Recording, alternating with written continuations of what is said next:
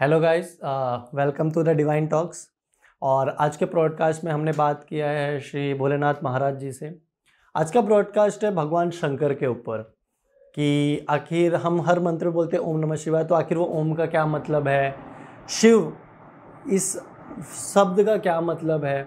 अनेक कथाएं सुनी उनके मुंह से, जिसमें हमने कृष्ण का कथा से बात किया, फिर उसमें रावण की कथाएं हैं, रामेश्वरम की कथाएं हैं। तो कृपया करके आप पूरा ब्रॉडकास्ट देखिएगा और हमें सहयोग करिएगा। हर हर महादेव। तो हर हर महादेव गुरु जी। हर हर महादेव। आप अपने बारे में कुछ बताइए हमारे दर्शकों को। जी, हमारा तो हम एमपी से हैं, मध्य प्रदेश, रीवा जिला का हूँ मैं।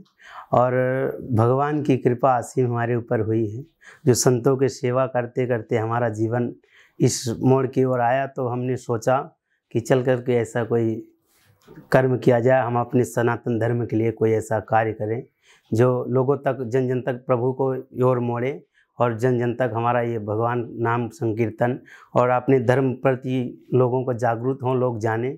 इस विषय में हमारा प्रभु की कृपा असीम। कहते हैं ना कि प्रभु की कृपा जिसके ऊपर होती है, तो कहते हैं जा पर कृपा राम की होई, ता पर दया करे सो कोई।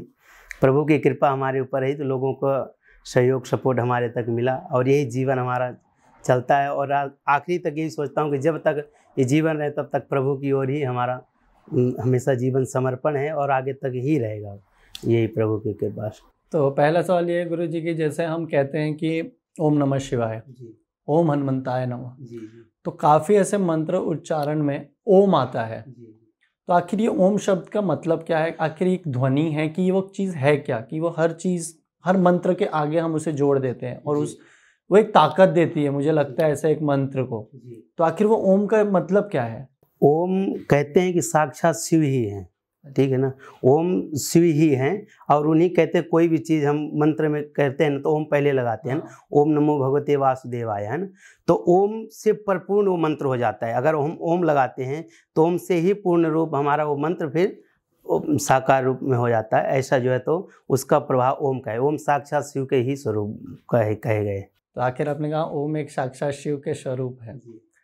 शिव कौन है? शिव आदि पुरुष भगवान है। उनका न कोई आदि है, न अंत है और ना ही मध्य है। वो आदि पुरुष भगवान शिव हैं और वही सारी सृष्टि को चलाते हैं, संहार करते हैं, पालन करते हैं, सृजन करते हैं। शिव, आखिर इस नाम का अर्थ क्या है, इसका मतलब क्या है? नाम, हर नाम का एक मतलब होता है, वैसे ये शिव नाम का मतलब क्या है? शिव का मतलब एक तरफ से होता है कि शिव का मतलब कल्याण। शिव मतलब कल्याण, जो शिव के आश्रित रहे, शिव का ही अर्थ है कि कल्याणकारी, है ना। जो शिव का नाम लेने से ही कल्याण हो जाना। और शिव की नाम की महिमा तो अनेक प्रकार की है और शिव नाम से ही जो तो सारे जो तो पापात्मा और पापी जीव जो नाम लेने से ही उनके पाप क्षय हो जाते हैं, नष्ट हो जाते हैं। शिव भगवान के पीछे की कुछ पौराणिक कथाएं आप बता सकते हैं? जी, पौराणिक कथाएं, शिव जी के पीछे तो बहुत सारी कथाएं हैं। तो आपको लगता है एक बहुत इम्पोर्टेंट रोल हमारे एक हिंदू धर्म में बताते हैं, या फिर उस कहानी से हमें कुछ सीख मिले, ऐसा कुछ आप कहानी एक बहुत अच्छा बता सकते हैं? कहानी देखिए बहुत सारी हैं शिव जी की।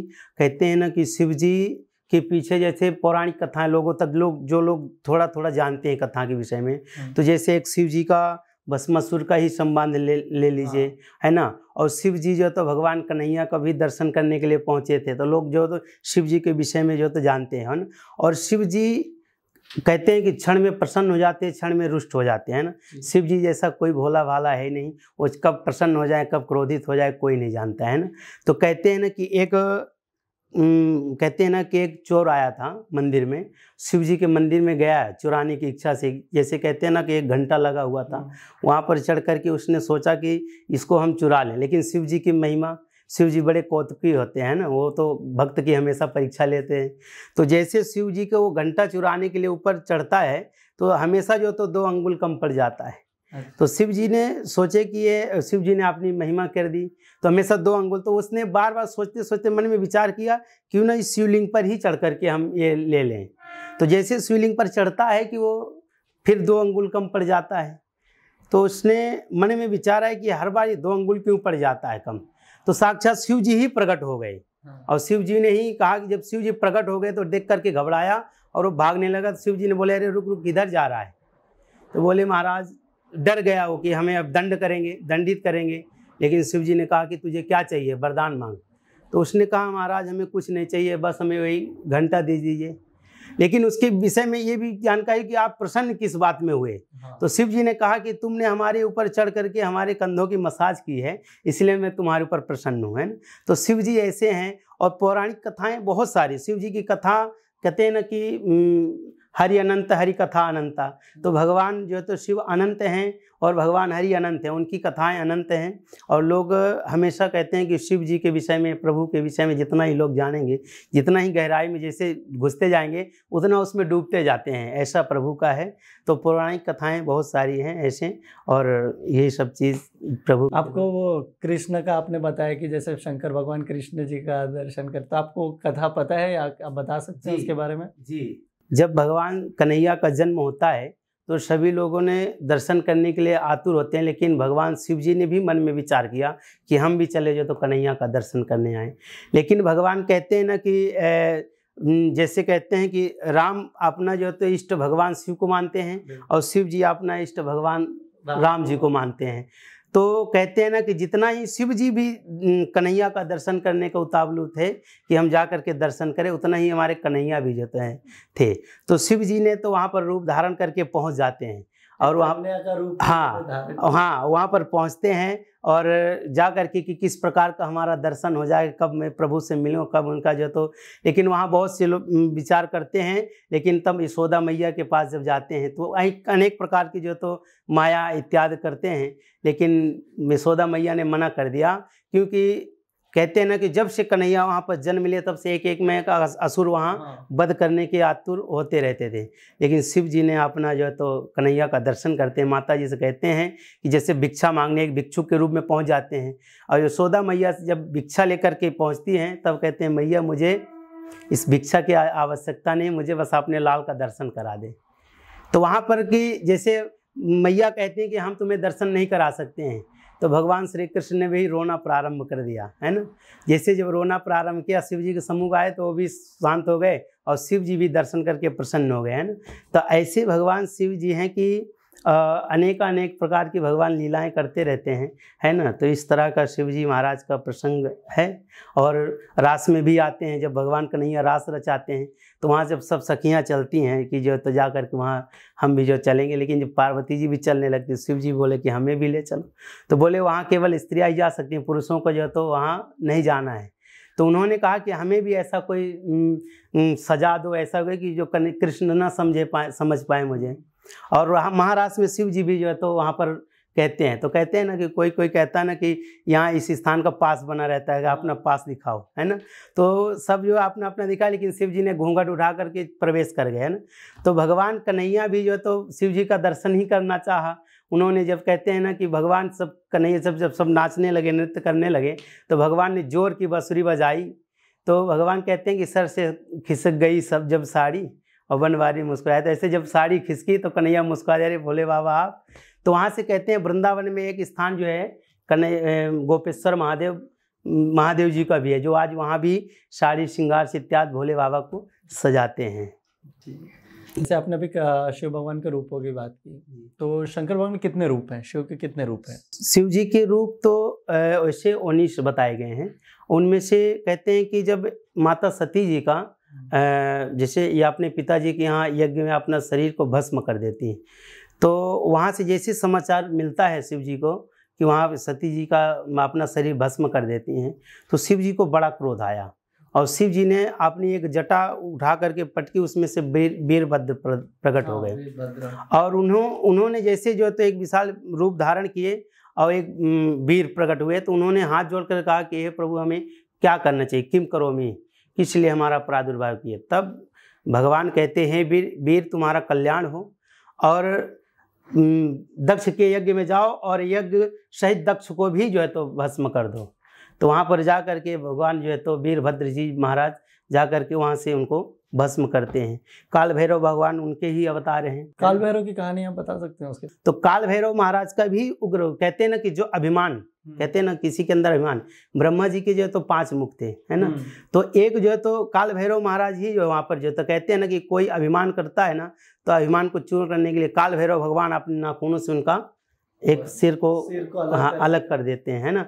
और ऐसे नंदी का भी स्वरूप है, ऐसे जो तो 19 अवतार भगवान शिव के माने गए हैं ना उनमें से, और यही सब चीज़ है भगवान शिव के विषय में।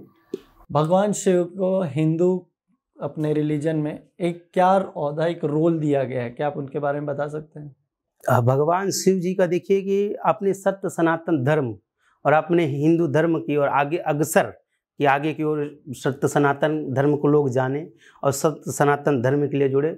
उनकी यही मेन भूमिका है कि अपने धर्म कर्म से जुड़े रहें।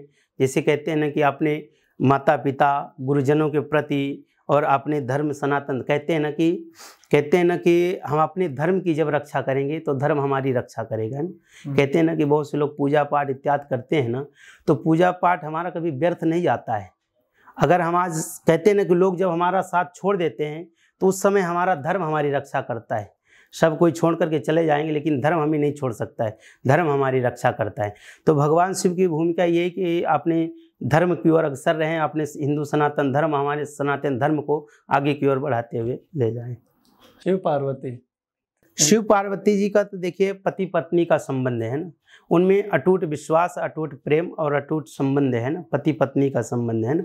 और यही जीवन में सिखाता है कि कोई कितना भी कैसे भी हो जाओ लेकिन अपने संबंध को बरकरार रखो। अपने संबंध में कोई भी किसी प्रकार की दरार आए ना तो एक दूसरे के प्रति, जैसे कहते हैं ना जब सती माता जी ने अपने पिताजी के यहाँ यज्ञ में जाने लगी, बहुत अग्रसर करने लगी, बहुत विनोद करने, बहुत प्रार्थना करने लगी, तब जो है वहाँ पर शिव जी महाराज समझ गए, लेकिन वहाँ पर उन्होंने कुछ बोला नहीं। कहते हैं ना कि वही है वही जो राम रचि राखा।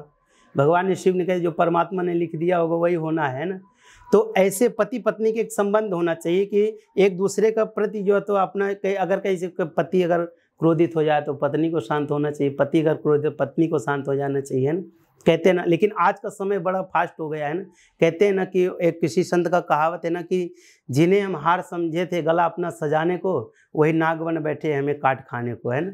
तो आज का समय ऐसा हो गया। शिव पार्वती जी का संबंध पति पत्नी का है, कितना आनंदमय जी। जो उनकी जो तो पूजा आराधना करता है तो भगवान शिव और माता पार्वती कल्याण करती है, वो अक्सर आगे की ओर ले जाती है। भगवान की तीसरी आँख, जो उनका त्रिनेत्र है, अभी तक हम लोग खाली यही सुना है कि जब उनका त्रिनेत्र खुलता है तो खाली संहार और सब चीज़ तबाही के आगे हम जाते हैं जी। तो क्या आप उनके त्रिनेत्र की क्या कहानी है, उसके पीछे का प्रतीक क्या है वो त्रिनेत्र का, वो बता सकते हैं? त्रिनेत्र का प्रतीक ये है, कहते हैं ना कि एक सूर्य और चंद्रमा भगवान के नेत्र हैं, है ना। भगवान सूर्य और चंद्रमा ये संसार को देखते हैं, संसार को जो तो ऊर्जा प्रदान इत्यादि करते हैं ना शिव। और एक कथा और आती है, कहते हैं कि जब भगवान विष्णु नारायण मन में विचार करते हैं कि श्रावण मास प्रारंभ होता है, उसमें पूजा करने का अनुष्ठान करने के लिए थे कि मैं शिव जी को 108 कमल पुष्प चढ़ाएंगे। तो जब उस समय चढ़ाने को जो तो अग्रसर होते हैं, लेकिन शिव जी ने भी जो तो कहते हैं ना कि भक्त की परीक्षा तो हमेशा हर कोई लेता है, तो शिव जी ने भी सोचा कि क्यों ना एक लीला की जाए। भगवान ने 108 में से एक पुष्प को निकाल लेते हैं। तो नारायण प्रभु ने विचलित हो जाते कि हमने तो पूरा गिन गिन करके रखा था, एक कहाँ हो गया, कम पड़ रहा है। माता लक्ष्मी को भी आदेश दिया, लेकिन प्रभु की कृपा ऐसे शिव जी की कि हर जगह जो तो कोई कमल का पुष्प ही नहीं मिल रहा था। तब वहीं पर नारद जी महाराज जा रहे थे, नारद जी से प्रार्थना किए कि महाराज आप तो देवर्षि नारद हो, कुछ ऐसा जो तो उपाय बताओ। उन्होंने कहा हम आपको क्या बता सकते हैं, आपको ऐसे भी लोग कमल नयन कहते हैं, तो आप पुष्प की जगह में एक जो है तो अपना नेत्र ही अर्पण कर दो शिव जी को। तो वहाँ पर कहते हैं कि शिव जी महाराज को अपना भगवान नारायण एक अपने हाथों से निकाल के एक नेत्र ही प्रदान कर देते हैं, उससे शिव जी प्रसन्न हो जाते हैं ना। तो कहते हैं वहाँ से त्रिनेत्र का भी एक कारण कि अपना भी नेत्र है, तो शिव जी ने भी धारण कर लिया नेत्र को। और भगवान वहाँ पर कैसे कहते हैं कि वहाँ पर भगवान नारायण को सुदर्शन चक्र भी देते हैं, है ना। अच्छा। सुदर्शन चक्र, तो कहते हैं भगवान शिव त्रिनेत्रधारी हो गए, त्रिनेत्रधारी, और भगवान नारायण सुदर्शन चक्रधारी हो गए थे ना। तो वहाँ पर ऐसा है। और त्रिनेत्र का कहते हैं ना कि एक अपना ज्ञान का भी प्रकाश होता है ना। जब हम अपने नेत्रों को बंद करते हैं तो एक अलग ऊर्जा प्राप्त होती है ना। हमारा प्रभु की ओर जो है एकदम बिल्कुल ज्ञान में ध्यान में मग्न हो जाता है ना। तो वहाँ पर भी होता है। और जैसे कहते हैं ना कि इसकी प्रतीक महिमा भी क्या है त्रिनेत्र का, तो त्रिनेत्र की शक्ति क्या है ना। तो इसके विषय में कहते हैं कि कामदेव महाराज जी इसकी ये शक्ति को जो परीक्षण स्वयं किए थे। हाँ। कामदेव जी महाराज कहते हैं जो ताड़कासुर था, तो ताड़कासुर ने ऐसा आशीर्वाद मांगा था कि प्रभु ऐसा मुझे वरदान दो कि कोई मार न सके, है ना। तो उसने कहा कि ब्रह्मा जी से वरदान मांग लिया, मुझे ऐसा वरदान दो कि कोई हमें मार न सके। तो उन्होंने कहा कि देखो ऐसा है कि जो भी इस पृथ्वी में जन्म लिया है और तो उसका तो संहार तो होना ही है, उसकी मृत्यु तो होनी निश्चित है। तो उसने अपना दिमाग लगाया, बोले शिव जी इस समय जो तो समाधि में है, तो ऐसा क्यों ना वरदान मांगा जाए। उसने वरदान मांग लिया कि प्रभु अब ऐसा वरदान मुझे दे दो कि मेरी जब मृत्यु हो तो शिव जी के ही पुत्र से मृत्यु हो। हाँ। तब ब्रह्मा जी ने कहा ठीक है तथास्तु, ब्रह्मा जी ने आशीर्वाद दे दिया। लेकिन जब अब शिव जी समाधि में, कहते हैं कि जब भगवान की समाधि लग जाती था, बीते संवत 787 कई संवत बीत जाए तब शिव जी की जो है तो समाधि टूटती है। तो वो बहुत होशियारी से, बहुत चालाकी से वरदान मांग लिया कि कब जो है तो उनकी समाधि टूटेगी, कब विवाह होगा, कब जो सन्तान होगी। तो उन्होंने इस तरह जो है तो वरदान मांग लिया। अब शिव जी जो है तो तपस्या में, लेकिन जैसे वो वरदान पाया तो आतंक मचाने लगा, सभी देवताओं के ऊपर आक्रमण कर दिया, सब हाहाकार मचा दिया चारों तरफ। तब जो है तो जा करके ब्रह्मा जी के पास गए, सभी इंद्र इत्यादि देवता सब जो है तो गए कामदेव जी महाराज को लेकर के, बोले इनको शिव जी को जब जगाया जाए इससे, ताकि जब ये जागे तब विवाह करे, तब पुत्र इत्यादि हो, तब इसका संहार करे दैत्य का, क्योंकि इसका वरदान ही ऐसा मिला हो। तो सब इत्यादि जब गए, अपना जो बहुत सारा प्रयत्न किए लेकिन कोई कुछ कर नहीं पाया। कामदेव जी महाराज अपना जो है तो पुष्पों का बाण से जब प्रहार करते हैं तो देखते हैं कि शिव जी महाराज की जैसे नेत्र खुलता है तो देखते हैं चारों तरफ कि एक वृक्ष अपने में लिपट रहे हैं, नदियां एक दूसरे पर अपने लिए, लोग अपनी मर्यादाओं को तोड़कर कामातुर होकर के भागने लगे, है ना। लोग अपने अपने मर्यादाओं को जो तोड़ने लगे। तब शिव जी को बड़ा क्रोध आया, इधर उधर दिखे तो कोई नहीं, कामदेव जी महाराज सामने दिखे। तब कहते हैं ना, तब शिव तीसरा नयन उघारा, शिव जी ने अपनी तीसरी नेत्र का जो प्रभाव दिखा दिया कि उनकी शक्ति है, और क्षण भर में जो कामदेव महाराज जल करके भस्म हो गए हैं। तो शिव जी महाराज का नेत्र की महिमा यही है और उनकी नेत्र की शक्ति यही है। भगवान शिव की उनकी अपार शक्ति, उनको कोई जो तो वर्णन किया नहीं जा सकता है। त्रिशूल जो अपने साथ एक शस्त्र है, एक अस्त्र है, जो हम सिर्फ, मेरे को लगता है आज तक मैंने मूर्तियों में भी ऐसा देखा हूँ, तो एक देवियों के पास मैं त्रिशूल देखा हूँ, दूसरा शंकर भगवान के पास। तो त्रिशूल का क्या महत्व? कहते हैं जब इस सृष्टि का निर्माण हुआ था तो कहते हैं कि 3 गुण भी प्रादुर्भाव हुए थे, रजतम, है ना, इत्यादि। तो भगवान शिव ने अपने त्रिशूल शूल में बना करके इत्यादि इन तीनों गुणों को जो है तो धारण कर लिया था। त्रिशूल उसी का जो तो शूल में अपना धारण करके त्रिशूल बना लिया था, है ना। तो इस तरह भगवान की शिव की महिमा और त्रिशूल की महिमा अलग ही है। तो उन्होंने जितने भी कहते हैं राज तामसी इत्यादि जो तो रजतम ये गुण जो निकले हैं ना, उन्हें अपने शूल में धारण करके और त्रिशूल को बना लिया। क्योंकि ये अगर संसार में आते हैं तो विकृति फैला देते हैं लोग, इनका जो तो कोई नहीं। तो भगवान शिव ने ही अपने तीनों, कहते त्रिगुणातीत हैं भगवान, जो तीनों गुणों को अपने जो है तो अपने उसमें कर में रख लिए, वही त्रिगुणातीत है ना। आप आरती भी गाते हैं, त्रिगुण स्वामी जी की आरती, है ना। तो भगवान शिव जी तीनों गुणों को जो धारण किए और उसी को अपने त्रिशूल में जो है तो बना करके त्रिशूल में धारण किए हैं शिव जी। भगवान शंकर से जुड़ी कुछ और कहानियाँ बता सकते हैं? जी, बहुत सारी ऐसी कहानियाँ हैं शिव जी की कि जो अनेक प्रकार, जैसे कहते हैं कि कोई भी भक्त किसी भी प्रकार का शिव जी के जो है तो अनेक प्रकार की किसी विषय में जो तो शिव जी के लिया जाए। हम मतलब इंटरव्यू के पहले बात कर रहे थे महामृत्युंजय जाप, उसके पीछे भी एक बहुत डीप कहानी है कि मुझे ऐसा, उस बालक को वरदान था कि वो अपने सिर्फ 5 साल जिए गए, और उन्होंने ही शायद उनका नाम अब मार्कंडे ऋषि का ही है। तो उनको जब यमराज लेने आए तो शिव वहाँ पहुँच गए। क्या वो कहानी विस्तार में बता सकते हैं थोड़ा? जी। देखिए, शिव जी की ऐसी कृपा है जो उनके चरण कमलों में जो तो बैठ करके उनकी आराधना करता है तो भगवान शिव उसको जो तो हमेशा कृपा कर देते हैं। आज जैसे मार्कंडेय ऋषि का ही देख लीजिए, मार्कंडेय ऋषि जी के उनके पिताजी जो तो थे शिव जी की आराधना किए और शिव जी को प्रसन्न करके उन्होंने कह दिया कि प्रभु हमें संतान चाहिए। भगवान शिव जी ने आशीर्वाद दिए प्रसन्न होकर के, बोले कि देखो 2 प्रकार की संतान होती है ना। कहते हैं कि एक संतान ऐसी होगी जो कहते हैं पुत्र और कुपुत्र, है ना। तो पुत्र का मतलब बोले कि पुत्र आपका होगा लेकिन वो आपको जो है तो कम आयु तक जिएगा लेकिन आपको सुख खूब प्रदान करेगा, है ना, आपके बनाए हुए आदर्श में चलेगा, है ना। तो बोले महाराज कुपुत्र का मतलब क्या है? तो बोले कुपुत्र यह है कि वो लंबी आयु तक जिएगा और सारा जीवन आपको दुख देगा। अच्छा। तो उन्होंने ब्राह्मण जो काशीपुरी नगरी में ब्राह्मण मार्कंडेय जी के पिताजी ब्राह्मण थे, उन्होंने कह दिया प्रभु मुझे जो पुत्र ही दे दो, क्योंकि हमको ये बार बार जब कम उम्र मिले लेकिन जो भी मैं करूं उसमें हमको सुख मिले और सुख प्राप्ति हो और अच्छे आनंद की अनुभूति हो, और अगर कुपुत्र मिल जाए तो सारा जीवन हमारा व्यर्थ हो जाएगा। तो भगवान ने कह दिया तथास्तु, 5 वर्ष की आयु होगी। अच्छा। इतना कहकर भगवान अंतर। अब मार्कंडेय जी के पिताजी ब्राह्मण जी महाराज उन्होंने विचलित हो गए कि इसकी 5 वर्ष की आई, लेकिन कहते हैं ना कि जो ज्ञानी पुरुष होते हैं वो अपने ज्ञान से कहीं कहीं तक पहुंच सकते हैं ना। उन्होंने मन में विचार किया, उस छोटे से जब बालक का जन्म हुआ मार्कंडेय ऋषि जी को, तो उनको छोटे से ही बचपन से ही सिखाने लगे। किसी को भी कोई भी जो तो मिलता है तो उसको प्रणाम करने के लिए बोलते हैं ना। कोई भी जीव मिल जाए, ऊँट गधे और कोई भी अन्य जीव मिल जाए, बड़े पुरुष महापुरुष संत महा इत्यादि जो तो मिल जाएं तो उनको ही वो सीधे दंडवत करके प्रणाम करने लगे, हैं। तो सबको जो तो जिसको जिसे जीव जंतु को देखो सबको दंडवत करने लगते थे।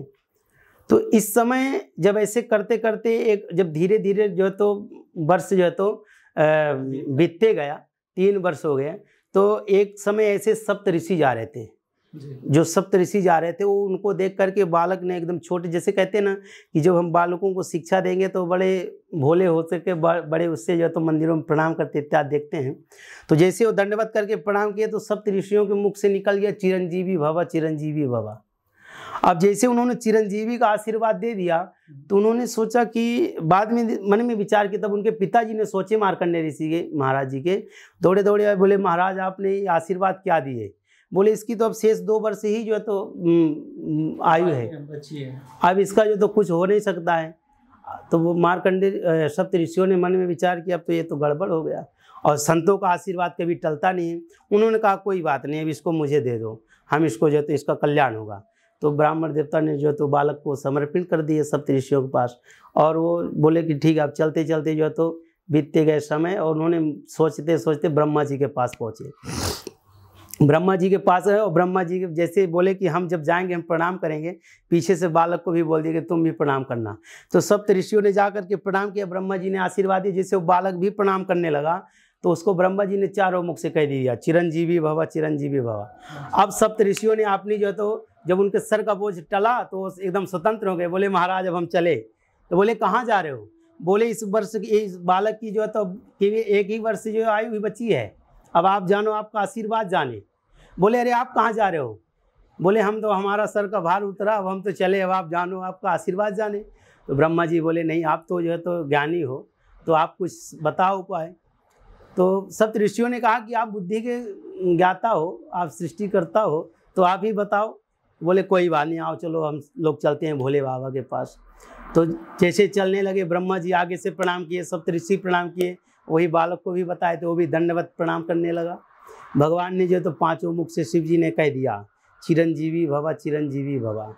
तब ब्रह्मा जी का भी जो सर से बोझ उतर गया, सप्त ऋषियों का भी उतर गया।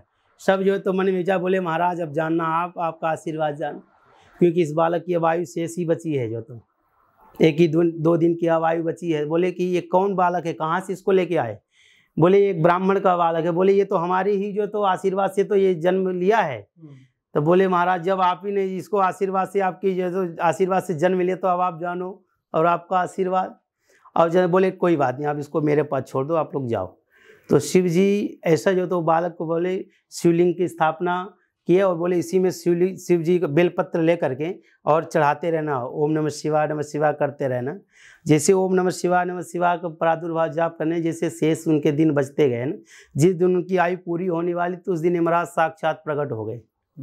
वहाँ पर यमराज साक्षात प्रकट हो गए और उन्होंने कहने लगे, जैसे वहाँ यमराज प्रकट हो गए थे, छोटा सा बालक, जैसे यमराज का जो स्वरूप कहते हैं ना कि कोई भी अगर जब शरीर छोड़ता है तो उसमें यमराज के साक्षात दर्शन होते हैं, तो बहुत से लोग डर जाते हैं, घबरा जाते हैं, है ना। तो कोई जो तो किसी का जो डर करके घबरा करके किसी का मुख खुला रहता है, किसी का नेत्र डर के चिल्लाते हैं ना, अंत समय में लोग आवाज़ करते हैं। तो जैसे शिव जी के देवालय मंदिर के पहुँचते हैं यमराज जी, तो बालक को कहते हैं, आपने जो तो भैंसे पर सवार करके बोले कि तू बाहर निकल, नहीं अंदर आऊँगा तो ये मंदिर शुद्ध हो जाएगा। बालक छोटा सा डर गया, वो नहीं निकल रहा था, लेकिन जैसे फांस लगा दिए जो थे यमराज जी ने अपना उस बालक पे, तो क्या किया, शिवलिंग को ऐसे पकड़ के लिपट गए, है ना। जब लिपट गया अपना फांस जो थे यमराज लगा दिए, तब वहाँ पर शिव जी प्रकट हो जाते हैं और त्रिशूल लेकर के मारने का प्रहार करते हैं। कहते हैं ना कि काल के काल महाकाल है ना। तो उनसे जो तो उनके स्वरूप को रूप को देख करके यमराज भी बोले, महाराज अब इसकी तो आयु पूरा होगी, अब इसमें आप क्यों बीच में जो खड़े हो रहे हैं। बोले कि ये मेरे आशीर्वाद से और मेरे हिसाब से आयु मैं इसको दिया हूँ ना, तो 5 वर्ष इसकी आयु थी, तो मेरे 5 वर्ष की आयु ले लो। अब बोलो जो तो भगवान शिव जी के आशीर्वाद दे दिए। अब जो यमराज समझ गए, बोले महाराज आप जानो और आपकी लीला को कोई नहीं जान पाता है। तो ऐसे भोले बाबा हैं कि जो भक्तों के ऊपर कहते हैं ना कि अंत समय, आप देखो बहुत से लोग ब्राह्मणों के द्वारा बहुत से लोग महामृत्युंजय जाप इत्यादि करते हैं, तो इस मंत्र से कहते हैं ना कि इस मंत्र में ऐसी जो तो शक्ति है कि अगर सही समय से अगर किया जाए तो अंत समय, कहते हैं ना कि जब डॉक्टर भी जवाब दे देता है, बोलता है कि अब बस प्रभु की ही कृपा से और उन्हीं के चमत्कार है तो बच सकता है। तो अगर सही समय से अगर महामृत्युंजय का जाप प्रारंभ हो गया, करने लगे, तो वो एक बार उठा करके खड़ा कर देगा। उस विषय में अगर किसी की मृत्यु भी हो जाती है तो उसका फिर उद्धार ही हो जाता है, वो फिर वो जीव ये इधर भटकता नहीं, ऐसा है। तो भगवान शिव की शक्ति और मंत्रों की शक्ति ऐसी है ना कि जो करता है तो परमात्मा उसका कल्याण करता है। जैसे वो शंकर भगवान कह रहा हूँ, चंद्रदेव भी जो राजा दशरथ उनको श्राप देते हैं और वो मृत्यु के रूप में बढ़ने लगते हैं, तो महामृत्युंजय जाप से ही उनको वापस तभी शंकर भगवान अपने सर पे उनको स्थापित करके इनका करते हैं। हाँ, उनका क्या है ना कि जैसे दक्ष है ना महाराज, उनके पुत्री कई जो तो पुत्रियों से उनका विवाह होता है, तो उनमें से सभी से जो तो सुंदर रोहिणी से ज़्यादा प्रेम करते थे। तो सब और जो उनकी पुत्रियाँ थी जो है ना, वो जाकर के अपने पिताजी से शिकायत करती हैं कि मुझे केवल मानते नहीं, केवल रोहिणी से वो ज़्यादा प्रेम करते हैं। तो दक्ष समझाते हैं लेकिन उनकी बात को नहीं मानते हैं, तो उन्होंने श्राप दे दिया कि मैं तुम्हें श्राप देता हूँ, तुम्हारा शरीर जो तो गल जाएगा सब एक एक करके, है ना। तो इस तरह का श्राप देने के प्रभाव से तो कहते हैं कि जब शिव जी की उपासना करने लगे ना, उनका धीरे धीरे शरीर जो है तो कहते हैं ना कि जैसे शुक्ल पक्ष और कृष्ण पक्ष, जैसे अमावस्या उदिया, कृष्ण पक्ष में जो चंद्रमा जो है तो कम होता है, शुक्ल पक्ष में बढ़ता है ना। तो इस तरह का जो है तो उन्होंने आकर के यहाँ सोमनाथ महाराज जी, वहाँ पर उन्होंने स्थापना की और वहीं से पूजा पाठ करने लगे। वहाँ से शिव जी की पूजा करने से उनका जो धीरे बोले कि ये तो कम नहीं हो सकता है, लेकिन एक में आप घटेंगे तो एक में आप बढ़ोगे, ऐसा। तो शिव जी ने ऐसा उनको आशीर्वाद दिया। मतलब महामृत्युंजय जाप इतना शक्तिशाली है कि एक मरे हुए को भी उठा सकता है, इतना उनमें पावर है कि मरे हुए को भी जो जीवित कर देता है शिव जी को सही समय पर, है ना। तभी कहते हैं कि शंकर भगवान इतने भोले हैं कि बड़े से बड़ा पंडित भी उनकी पूजा करता है, बड़े से बड़ा राक्षस भी उनकी पूजा। मतलब अगर किसी को कुछ नहीं दिखता तो शंकर भगवान का उपासना करो, उनका पूजा करो। क्योंकि रावण को हम मानते हैं कि रावण बहुत दुष्ट था, मतलब सीता का हरण से लेके, पर शिव तांडव उसी ने बनाया है। मुझे लगता है कि रावण एक बहुत बड़ा शिव का भक्त था, एक बहुत बड़ा ज्ञानी व्यक्ति था। वो शिव जी को ही अपना गुरु मानता था रावण। उन्होंने अपना सर भी उनके लिए इतना जो तो शिव जी को मानता था। कभी कभी जैसे कहते हैं ना कि एक बार शिव जी के जैसे रावण अपना गुरु ही मानता था, लेकिन मन में रावण की एक बार ये आया कि हम सभी देवताओं पर तो विजय प्राप्त किए हैं, तो क्यों न हम अपनी शक्ति अपने जो तो गुरु जी को भी दिखाएं। तो ऐसे अभिमान पर चला गया, लेकिन शिव जी को कौन जान सकता है, शिव जी की महिमा कोई नहीं जान सकता है। जैसे वहाँ पर गया तो उसके मन पलट गया, उसने कहा कि अब हम शिव जी को ही पूरा कैलाश ही लेकर के चलेंगे वहाँ। तो जैसे उसने शिव जी का पैर कैलाश पर्वत ही उठाना प्रारंभ किया तो शिव जी समझ गए। शिव जी ने एक पैर की अंगूठा को जो है तो उस पर्वत पर दबाए कि जो तो एक अंगूठा जैसे उसका हाथ उठाया तो हाथ ही दब गया। उसने सोचा कि बताओ, जब इनकी इतनी मेरे अंदर अभिमान आ गया तो इनके अंगूठे के बराबर भी जो है तो हमारे सामर्थ्य नहीं, तो हम इनसे जो है तो क्या कर सकते हैं। भगवान ने जैसे अंगूठा दबाया तो हाथ उसका दबा, वहीं पर वो शिवतांडव स्तोत्र का जो है स्तुति करता है ना। तो रावण ने इसका रचना किया है। तो भगवान की कृपा ऐसी है कि भगवान देखो वो अभिमान में से आया भगवान को ले जाने, है ना, तो भगवान जो अंगूठा दबाए उसका हाथ दबाए, लेकिन उससे प्रसन्न हो गए और वो उसको रावण को आशीर्वाद दे दिया, है ना।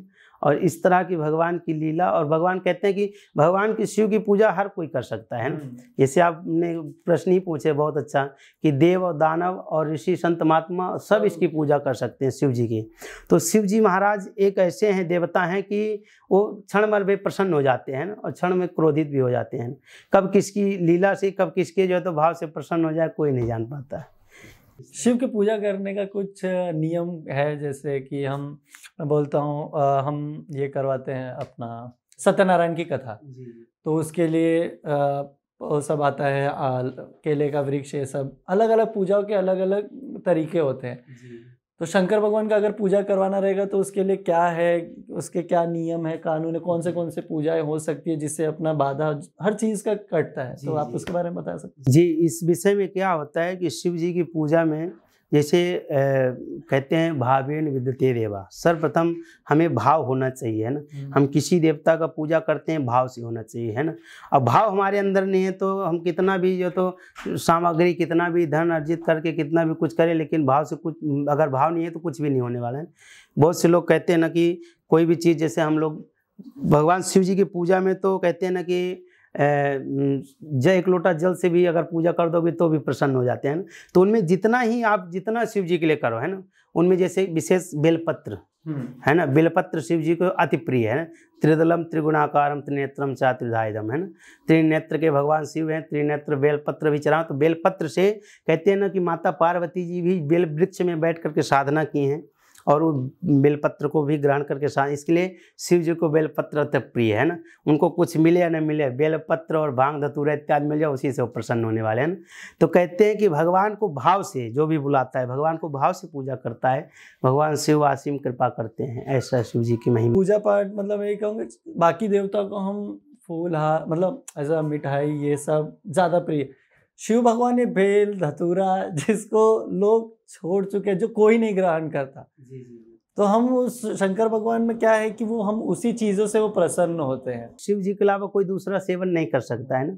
ये क्या हमें प्रभु की मार्ग की ओर ले जाता है ना। लेकिन इसको लोग गलत उपयोग करने लगते हैं ना। जैसे कुछ भी होता है ना, पहले बोलते हैं अरे जब शिव जी ने ये किया था वो किया तो हम क्यों ना करें, है ना।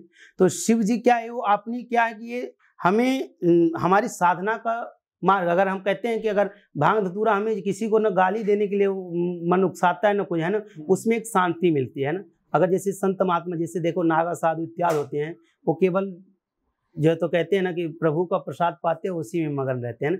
तो केवल प्रभु के मार्ग की ओर ले जाता है, उसमें आपकी जो तो संसारिक दृष्टि में उसमें मन आपका नहीं जाएगा। वो केवल एक समाधि में बैठ गया तो एक ही ध्यान प्रभु की ओर लगता है, उसमें ऐसा होता है। लेकिन लोग इसका जो तो गलत उपयोग करते हैं और गलत हिसाब से उसका व्याख्यान लोग करते हैं, ऐसा है जी। सर्प उनके गले में जो नाग देवता है या सर्प है, इसके पीछे की कहानी क्या है? जी, इसके पीछे की कहानी ये है कि सप्तऋषियों में एक महर्षि कश्यप हुए थे। उनकी पत्नी कहते हैं ना कि कद्रु माता, जो सर्पों की माता है कद्रु हैं, और वृंदा वो गरुड़ जी महाराज की माता है ना। तो कद्रु माता के पुत्र हैं एक वासुकी महाराज, है ना। जैसे शेषनाग सर्वप्रथम बड़े हैं, तो शिव भगवान भोले विष्णु भगवान की सेवा में चले गए। लेकिन वासुकी जी महाराज ये भी जो है तो नागों के राजा हुए थे। लेकिन उनका शिव के प्रति इतना उनका समर्पण भाव था कि हमेशा शिव को ही हृदय में बसाते और शिव के ही भजन में इतना लगे थे कि उनका वो अपना राजपाट छोड़ करके अपने भाई जो है तो तक्षक को दे दिए और शिव जी के समर्पण भाव में चले। इतना शिव जी को उन्होंने भजा, इतना शिव जी के प्रति उनका समर्पण भाव, तो शिव जी भी उनके ऊपर प्रसन्न होकर के शिव जी ने अपने उनको गले में ही धारण कर लिया। ऐसा शिव जी के कुछ जुड़े कुछ फेस्टिवल्स त्यौहार के बारे में बता सकते हैं जो हिंदू धर्म में उसका काफ़ी बड़ा मान्यता हो, एक इम्पोर्टेंस हो? जी। जैसे ऐसे बहुत सारे त्यौहार हैं, त्यौहार शिव जी के बहुत सारे हैं, लेकिन आप उसमें से गिने चुने एक या दो त्योहारों के बारे में बता सकते हैं जो अपने हिंदू धर्म में बहुत इम्पोर्टेंट, हमको कुछ सीख देते हैं? जैसे कहते हैं ना कि हमारे शिव जी के विषय में त्यौहार में तो बहुत से ऐसे त्यौहार हैं, जैसे कैसे कि हम जैसे श्रावण का महीना जब लग जाता है ना, तो उसमें लोग 1 महीना पूरा शिव जी की सेवा करते हैं, पूजा करते हैं ना। और उस समय कहते हैं कि संतों का मत भी है कि स्वयं साक्षात शिव जी जो है तो पृथ्वी पर विचरण भी करते हैं। जो भाव से बचता है तो हर घर में जो है तो शिव जी और माता पार्वती के साथ विचरण करते हैं, वहाँ पर जाते हैं। जैसे शिवरात्रि हो गया, श्रावण हो गया, प्रदोष हो गया इत्यादि, ये जो तो बहुत सारे जो भगवान शिव की आराधना करते हैं, ये शिव त्योहारें ऐसे जो तो मनाई जाती हैं।